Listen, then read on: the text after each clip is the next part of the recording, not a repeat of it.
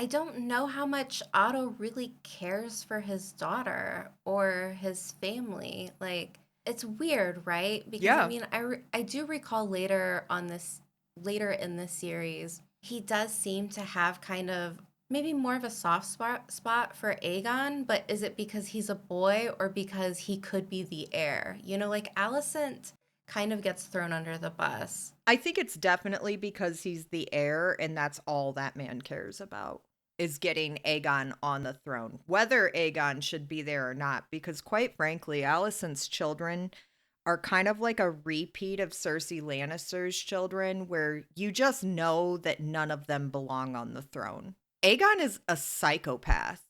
Oh yeah. Like, the things that that kid is doing, and that they're just like, we want you to be the heir, so we're just going to pretend none of this is happening, is like Joffrey 2.0. Yeah. I think Otto as a father, I mean, he might be one of the worst characters for me because in his quest for power, he doesn't realize that like he's setting up his entire house to die. I have a top 3 characters and a bottom 3 characters, and Otto and Alicent hold the top positions in my bottom 3. Alicent Hightower is insufferable. Even just talking about young Alicent, what's her values? Is she just like dogmatic in a religious sense? Therefore, like anything that's like perceived as sinning in this world upsets her.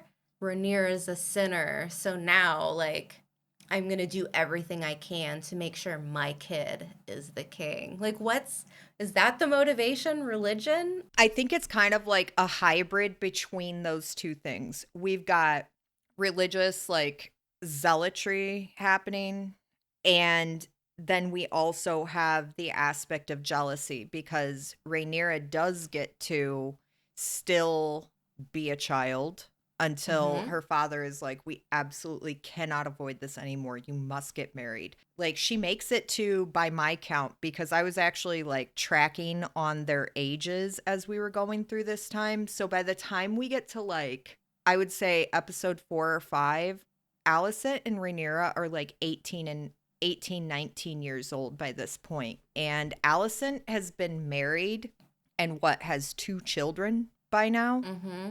And Rhaenyra is still out there like, I'm just living my life and I'm going to do what I want because I'm dad's favorite.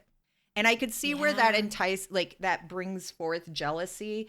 And then I think, later on we add in some other motives to her behavior.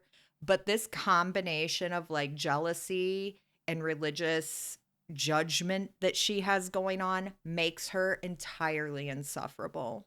And then to build on that, she's the queen. Go make something of your life instead of like getting mad at like your former young friend because like you can't be upset with Rhaenyra for wanting to be a kid. Also, you Like, can't get upset with Rhaenyra for not wanting to treat you like a parent.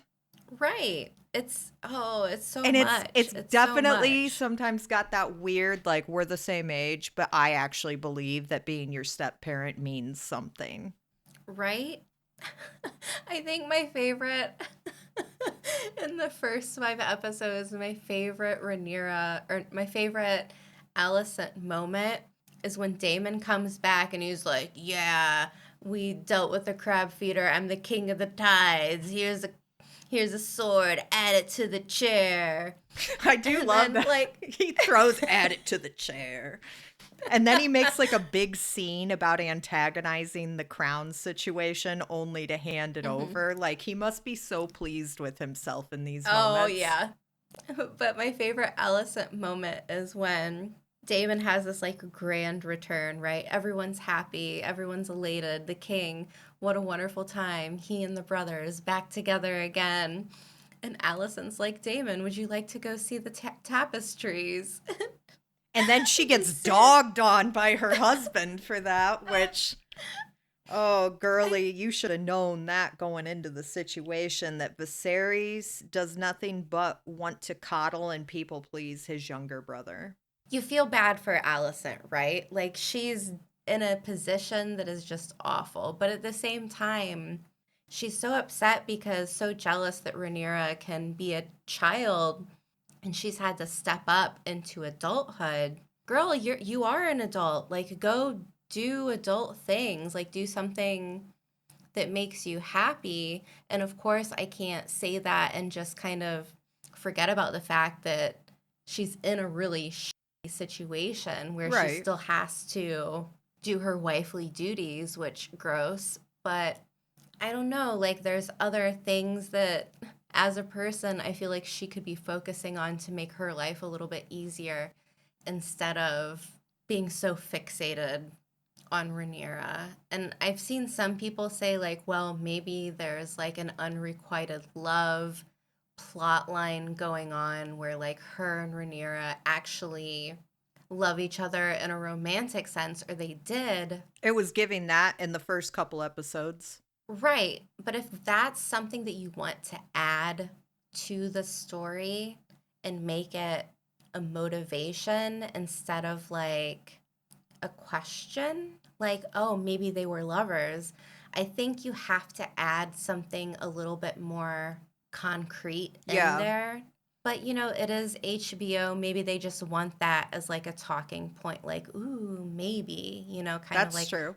I don't know what you call that, rainbow washing of the story, which either way, like it's an interesting dynamic between these two women. I don't know how it's going to go further down, once we get into season 2. Like it seems like everything's just kind of wiped away. Like nothing that happened in their childhood is going to matter. It doesn't seem. Right.